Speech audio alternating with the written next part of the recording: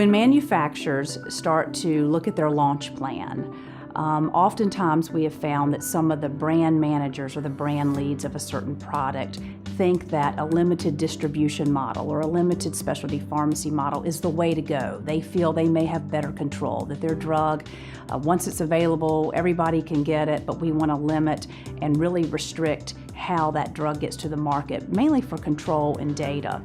What happens is there will be providers out there that cannot access the drug. They can't prescribe the drug. They may have to jump through unnecessary hurdles to get that patient on the product. Also, the patients may not be able to access the drug as easily. They could miss their therapy.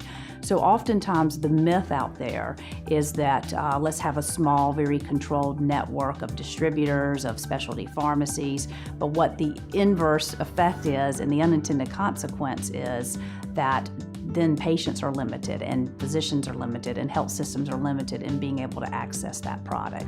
So it's very important that branded manufacturers, when they're launching a specialty product, that they work with all the stakeholders that might be touching that product early on so that they do make decisions that impact the population as they intend to, not that they limit it.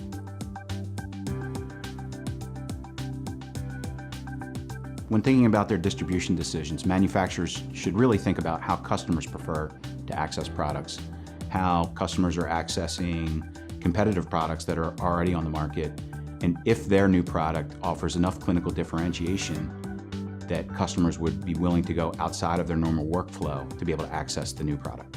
Simply put, the more barriers you put in front of a provider or patient to get access to a manufacturer's product, the less they tend to want to use it.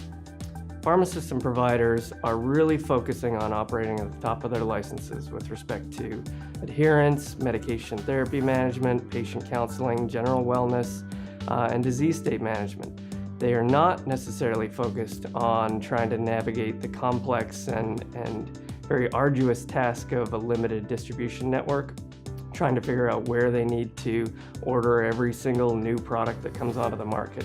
And they're really not equipped to handle that. The direct model between a health system and a manufacturer has a variety of short and long-term implications.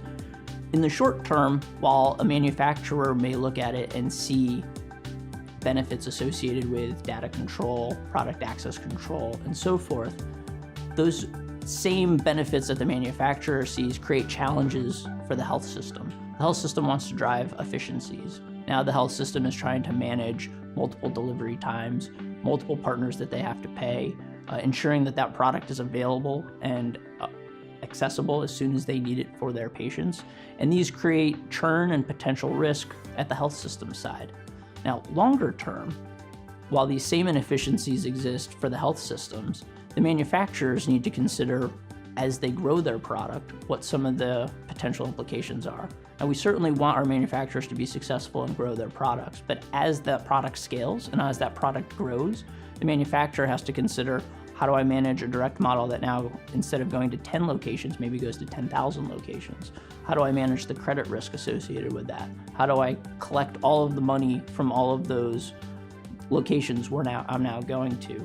And how do I need to invest in the infrastructure associated with that, the delivery model, the cost associated with getting it there, and ultimately the potential shareholder value risk associated with this manufacturer now building out an entire separate organization associated with delivery and direct.